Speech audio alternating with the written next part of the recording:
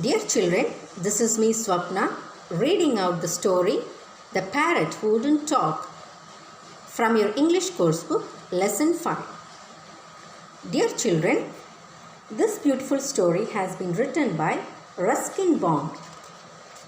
Ruskin Bond was born in 1934. He is one of India's best loved storytellers. He has spent most of his life in Dehradun and loves writing about the forests, hill stations and people of this region. Many of his stories are autobiographical. Dear children, an autobiography is writing about one's own experiences in life. His most popular works are The Room on the Roof and Our Trees Still Grow in Dehra. He now lives in Landoor, Mussoorie. This story has been collected from one of his own experiences in Mussoorie when he was a small boy. In his own words, Ruskin Bond writes, "When I was growing up in Mussoorie, almost all our neighbors kept a pet parrot or parakeet. Sometimes these birds would learn to talk. They would say things like, 'Study, child, study,' or 'Don't be greedy, don't be greedy. Pado beta, pado.'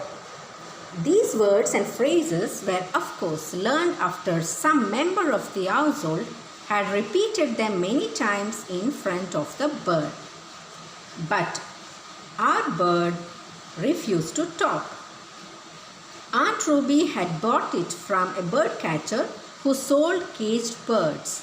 Though Granny and Grandfather were not happy about keeping caged birds as pets, Aunt Ruby insisted on keeping the parrot and teaching it to talk. But the bird immediately disliked my aunt. 'Kiss, kiss,' Aunt Ruby would coo, putting her face close to the bars of the cage. But the parrot would back away, its little eyes getting even smaller with anger. Once it suddenly dived forward and knocked Aunt Ruby's spectacles off her nose. After that, Aunt Ruby stopped showing her love for the parrot.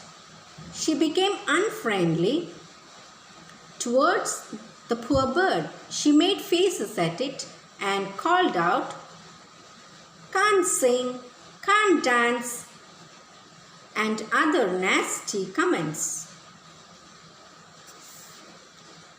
It became my job to feed the parrot.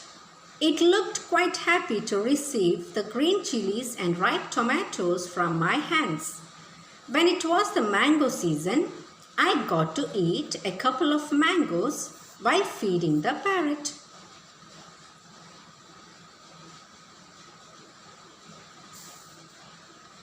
One afternoon, while everyone was enjoying a short nap, I gave the parrot its lunch and then purposely left the cage door open. Seconds later, the bird was flying freely into the mango orchard.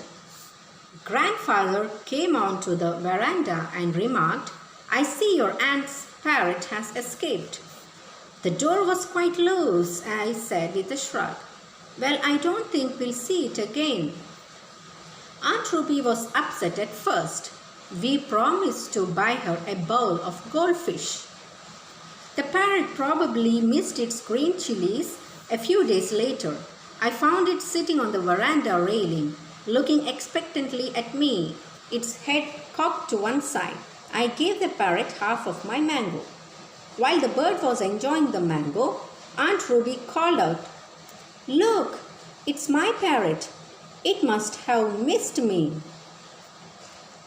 With a loud squawk, the parrot flew out of her reach, perched on the nearest rose bush, glared at Aunt Ruby and screamed in my aunt's familiar tones, 'You're no beauty, can't talk, can't sing, can't dance.'